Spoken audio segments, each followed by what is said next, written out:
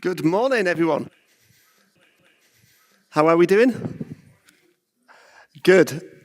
Now, this morning, I've got some pieces of ordinary rope I would like to show you this morning. And they are completely ordinary. I'm just going to throw one of them at least out. If you can just check that piece of rope for me, maybe I'll throw one this way. And maybe Keith can have a look at one as well. When you look at those pieces of ropes, you'll see that they have no magnets on them, no hidden trapdoors. I hope they are just ordinary, normal pieces of rope. Would you agree? Brilliant. If you want to throw them back, beautiful. Good throwing skills, well done. Now, these ropes, while they're completely ordinary rope, the sort of rope you'd find in any ordinary bedroom,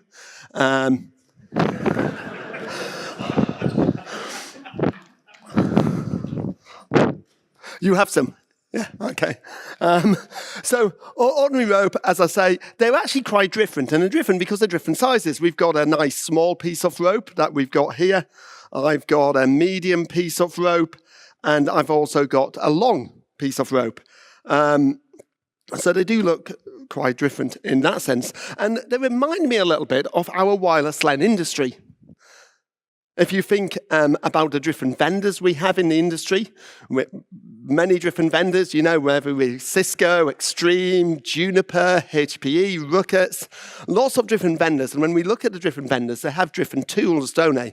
Different dashboards, different interfaces. Maybe with one wireless vendor, you might have to, CLI onto the access point to configure something before getting it into the dashboard. With another, you're going to be using APIs. So when we look at the different options out there, some of them might seem like they've got very simple, maybe easy to use interfaces, maybe a little bit like this small piece of rope I've got. Some of the systems are large, they can be quite complex, they've got lots of complexity to them, a little bit like my longer piece of rope. And other systems are somewhere in between. They've maybe got some complexity with some simplicity. So, but the thing is, while these vendors may all look very different, underneath, they all actually speak the same language. They all speak 802.11. And when you look at the protocol level of these vendors, it's almost as if we can do this. They all actually end up looking the same. Just like this, we've got 1, 2, 3 bits of rope, all the same length. Yeah? Now, while we've got 3 bits of rope the same length, I don't know, who has taken a vendor certification or training course before? Just put your hand up. A lot of people, good. And that's good. I recommend taking vendor training courses. I think they're really valuable. Why are they valuable? They teach you how to install, how to configure, how to troubleshoot, how to analyze that vendor's equipment, don't they? That has some value to it. But here's the issue. What happens when you get a new job? Or you go to a customer and they've got a vendor solution that you've never touched before. You get there and you're like, you've got to learn it all again, don't you? It's like starting again. And you learn it all again. And why do we have to learn it all again? Well, it's because vendor A looks very different from vendor B, which looks very different from vendor C. That's just what happens. But honestly, have you been in that situation? You've come along maybe to a customer you're helping out, and they've got a wireless system you've never seen before, and it just seems a bit daunting, even though you want to be the wireless expert. I think sometimes it can be a little bit like when you go to a foreign country and you don't speak the language, and all the locals don't speak your language. And then you find yourself even the very simplest of tasks, like, asking for directions, ordering food, at a restaurant, or even like, doing any of those type of tasks that should be simple become more difficult, and you end up fumbling around with Google Translate, hoping that just someone might understand what you're saying to them. And it can become quite difficult. But actually, can you imagine if there was a universal language that everyone on the planet spoke? It'd make it a lot easier, wouldn't it? It would become an awful lot easier to travel, to communicate effectively. And the thing with the 802.11 protocol, it is that language. And if we learn it, and if we understand it, we can start to understand all the different vendors out there. Now, I know probably what some of you are thinking. You might be sat there saying, Peter, that's all well and good, but I'm a Cisco guy. I only ever do Cisco. I've only ever done Cisco equipment for the last 10 years. Learning protocol's hard. Do I really need to do it? The problem is, and the problem with that is no matter how well you know the infrastructure is only half of the conversation. We also have clients, don't we? And I would argue, do you know every single client that connects to your network? Do you know how they roam? Do you know how they associate? Do you know how they behave in different situations? But here's the thing with clients. They speak 802.11 too. All of them. So what I want to try and do today is talk to you about why it's so important and show you some examples to learn the 802.11 protocol. Because as a consultant, I go into lots and lots of different companies who bring me in to troubleshoot their Wi-Fi. And sometimes I go into a company and I've never touched that vendor's equipment before. I don't even know how to log in. Probably don't even know how to find the login page to look at that vendor's network. But by looking at the protocol, I'm able to not only troubleshoot, I'm able to identify the problem, identify why it's happening, and provide some advice on how to fix a problem. That's the beauty of knowing the protocol. So let's take a look at an example that might help explain. We're going to start off with, I'm going to show you 3 examples today of why I think it's important to understand the protocol. All these 3 examples are actually trace files I took while troubleshooting networks. They're all real examples. This first one was actually in a retail store, troubleshooting a handheld scanner. Okay? And it wasn't communicating, okay, with the network. And it wasn't working. So it was a pretty serious problem. And this trace file, well, hopefully we can take a look at it and try and work out why and what was happening. Now, I'm going to zoom in a little bit here to try and make it a bit easier to see what's going on. There we go. So we can see we've got some packets here. I'm actually going to quickly change the coloring just for this example. So we've got we can see there's some probe requests. We can even see there's an authentication, association request response, a 4-way key exchange. There's a bit of a retry, and then we get some encrypted data. So the device is connecting to the network, okay. That's not a problem. It's associating, it's connecting. And we can see there's some data being transferred. Initially, this is data. You'll have to just bear with me because I'm zoomed in a bit. But this is data which is being transmitted by the handheld. It was a Zebra device going to the network. And it was being transmitted, and we were getting acknowledgements back. So everything's looking quite good, isn't it? Yeah? It's all looking good at the moment. But then what happens? This flags column here, this is OmniPeak. For those who don't know OmniPeak, and this is going to become an important thing for you guys to learn while I'm talking about protocol trace. The little plus here tells me it's a retransmission. So while everything was looking good, suddenly my flags column goes red, and I've got a little plus telling me that there's a retransmission. So we start getting some retransmissions of packets, and you can see that's encrypted data, 96 bytes, and then it gets retried, but we're also seeing acknowledgements. So it's not that a data's not being acknowledged, but it's being retried. Now this is traffic coming from my handheld to the network. So it's going in the different direction from the traffic we saw earlier.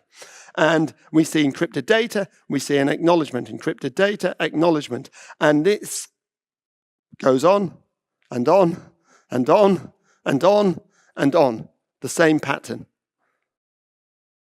Now, so clearly, it's been acknowledged by the AP. My handheld isn't seeing the acknowledgement, and it's retransmitting it. And it's retransmitting it. And it's retransmitting it. It's a bit odd, but why is that happening? Well, to try and answer that question, this is where coming and understanding the protocol becomes really important. We could look at the signal strength. Now, if you look at the signal strength on there, we were capturing there the client, the traffic being sent by the AP to the client, which is what we've got here, was minus 49 dBm. I could hear the AP fairly strong, client minus 33. There doesn't seem to be a signal strength problem here, does there? It seems like both we can see the AP and the client, both fairly strong signal strength. We were capturing by the client. So why is it not understanding the acknowledgements? Let me just quickly move back to my PowerPoint presentation because I've made it quite big on here, just an image of that trace file. Believe it or not, on the screen now is everything you need to know to troubleshoot this issue. Yeah, has everybody got what the problem is? There is everything you need, all the data you need. Okay, now you may look at that going, okay, I still don't know why. And it's because you don't know your protocol. Maybe I'm being a little bit unfair. Let me give you some information on the protocol and then see if you can figure out what's going on. This is from the 802.11 standard from clause 10.6.6.1, and it's the general rules for RAID selection for control frames. Okay, that is, and there's a lot of detail in this section, so I've just cut out the important line. There's a lot of details that says if a control frame is using this and doing this and doing this, you can send it at this data rate, okay? And that most of those things are things that have never been implemented. But down at the bottom is for everything else, which is normal control frames, it says control frames shall be carried at a non-HT PPDU. And that's a physical layer protocol data unit, okay? So they're all got to be sent at, that basically means they've got to be sent at a non-HT rate. And when the standard uses non-HT, it means non-HT or anything that came after HT, 802.11n, so very high throughput, extremely high throughput, anything later. So it's basically saying that control frames have to be sent at data rates before 802.11n. That means data rates 1, 2, 5.5, 11, they're the 802.11b data race, or 6, 9, 12, 18, 24, 36, 48, or 54 megabits. All control frames should go at one of those data rates. With that information, can you see what's wrong with this trace file? My acknowledgements are going at 6.5. That's a HT data rate. That's not allowed. So my access point is ignoring it because you can't send acknowledgements at that data rate. So when the AP sees it, it goes, well, that's not part of the 802.11 standard. That's not allowed, so I'll ignore it. And that's what was happening. We had a bug in a driver off a firmware. Now, actually, if we look at this whole trace file, you'll see it always sends an acknowledgement at the data rate it receives the data at. Not allowed. So the AP ignores it. So it retransmits it. And it retransmits it. And it retransmits it. This is something that we see. Protocol analysis, then, is a little bit like real detective work. I think it helps us to answer two questions, the what and the why. The what is quite easy. I think many people in this room, when you open up a protocol trace file, you can probably answer the what question. And there's lots of retransmissions. That's issued. A client's not roaming. Client's failing authentication. That's what's happening. Okay? AI can answer that question for you now if you upload a trace file to it. It'll tell you that there's 90% retries. We see a client unable to connect. This client is unable to roam. The more difficult question is the why question. Why is a client not able to connect? Why is a client not able to roam? And that's when we need to know our protocol really well. So let's take a look at another example.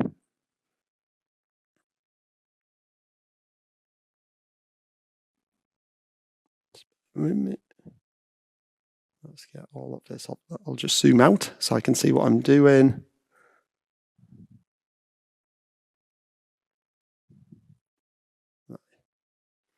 So another quick example then. We will look at this one.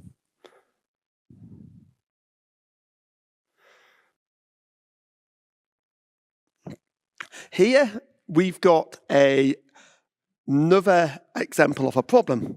And the problem here was really per performance. Okay? Clients were connecting, they were then just operating at really low speeds, they were getting disconnected, there was all sorts of issues going on. And it was affecting some Spectra-linked phones. Okay, so these were Spectra-linked voice phones, and they weren't working very well. So let's have a look at what we can see here. I'm again just going to scroll down. We've got, if I zoom in a bit, we've got a connection to the network. Okay, and things are looking reasonably okay. Initially. Just zoom out a second while we scroll down. But it's not long before we start seeing, if we look at the column again, maybe I'll have to zoom in for you to see it, lots and lots of retries. The client's retransmitting over and over again, or in this case, I think it was receiving retransmissions from the AP. What's the problem? Well, look at the signal strength. We're down at minus sort of 77. So these are coming from the AP to the client. The AP signal strength is quite low. What do we expect to happen when the AP signal strength gets low? Client should roam. Okay? That's what we want to see. So we would like to see that the client's roaming. Let me just zoom out and let's see if the client roams. Just going to zoom, just move this cursor down a bit.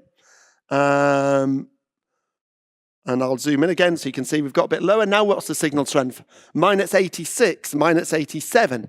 I'm not surprised we're getting retries because they have not seen any acknowledgements. The client's not hearing the AP. But it's not roamed. So the what question here is quite easy, isn't it? It's not roaming. Okay? But why? Okay? I will very quickly just go a bit later down its trace file to show you a few more interesting things here. We can see, again, I'll just quickly zoom in. There was some probe requests, okay? So it is trying to find another AP to connect to, okay? And we're seeing probes. But is it roaming? No. Signal strength's now at like minus 85. It's not roaming. It's not roaming. It's not roaming. Eventually, it loses connection entirely, and it does try and connect again. Okay? But it's literally when it's lost connection. So why is my device not roaming? I don't know. But if we look at the protocol, we can find out. Okay? Now, this might be take a little bit longer for us to try and understand. But first thing I can see is I've got a column here which shows the QoS priority. And one thing you can see when we look at the data frames of this, let's just, sorry. This is when I'm zoomed in, it's a little bit harder to do. All these encrypted data frames that are retransmitting, what's the QoS priority? Video. Okay, so the Spectral Link is marking its data frames. This is a voice phone as video. Fair enough, at least it's marking it as some priority. So that's the first thing I want us to notice. Let's have a look at something else we can see. Some frames that are often interesting is action frames. They can often tell us some interesting information. We've got an action frame here coming from one of the phones. I'll just zoom out so I can see what I'm doing. I'll zoom back in so you can see the detail on this in 1 second. Okay. This is a add traffic specification request. Okay, this is part of the admission control, which was part of 82.11e, where generally a voice or video client can say, I require so much capacity, and if the AP has enabled admission control, it can reserve that capacity for that client. And the way it works is the client sends an add traffic specification request and says, please can I have a certain type of traffic? And it does it for a particular traffic category as well. And in this case, the link is saying, for the video category, can I do admission control? And by the way, this is how much bandwidth I want. It's got bits per second in there, and it says this is how much I require from the AP. So that's what it's asking. What response does it get?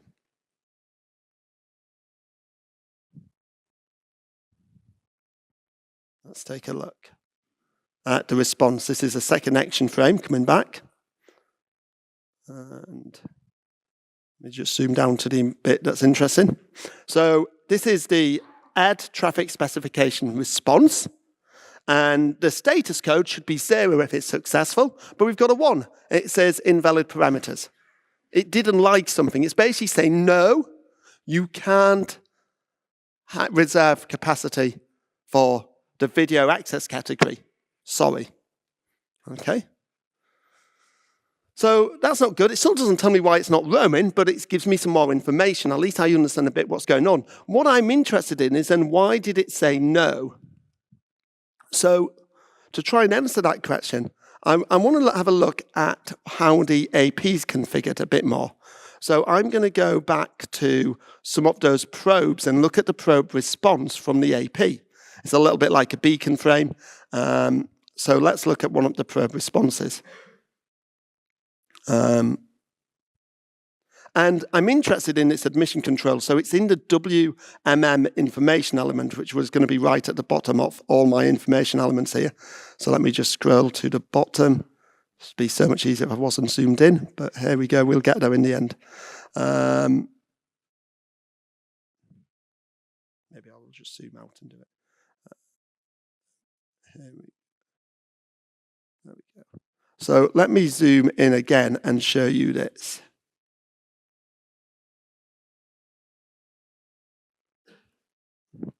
Here is the WMM information element, and we can see that for the best effort access category, admission control is not mandatory. That basically means it's not turned on. Okay. It's also not mandatory for background. For video, it's also not enabled, which was where we were asking for it. For voice, it is set to mandatory. So what's happened is this customer's enabled admission control on a voice access category, but the client is sending its data and asking to do it in video. So now when it's roaming and looking at all these probe responses, what's it looking for? An AP that can do admission control in video, and it can find one. So it keeps looking, and it keeps looking, and it keeps looking, and it keeps looking, and it's not choosing any of the APs it's finding. Because there's a mismatch in how admission control has been configured. If you know your protocol, you can answer the why question. I'm going to quickly talk about one more example here. And we'll do this one a little bit quicker. But this one is interesting because a while back, I had a colleague of mine out doing some troubleshooting for a customer. I didn't actually know which customer they were at. They were away, I think, in Germany. But they said, oh, we're getting some retransmissions. Could you take a look at this trace file? And it came to me. I knew nothing about the customer. I didn't know what AP vendor it was. I didn't know I'd seen any floor plans. And I took a look at the trace file, looking through it, and I was like,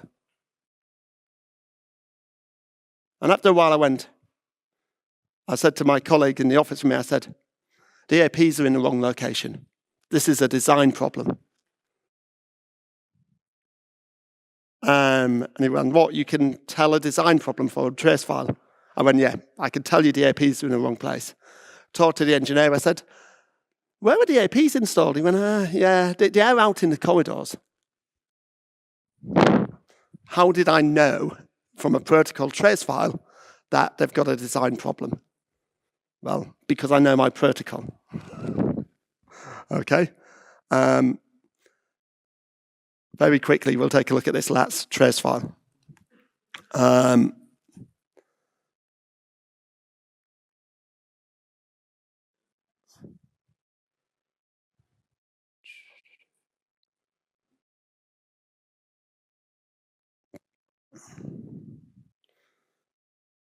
In this trace file, we will see,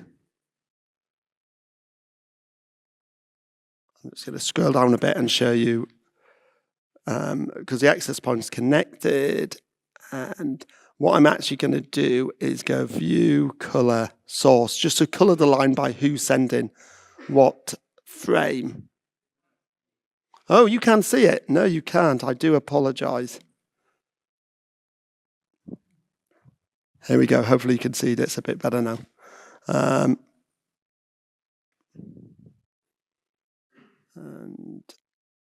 where is... In fact, what we'll do, because we're getting short on time, I've actually got a blown up version of this in my PowerPoint, so I'll show you it in there. It'll be much better. Just from a time point of view.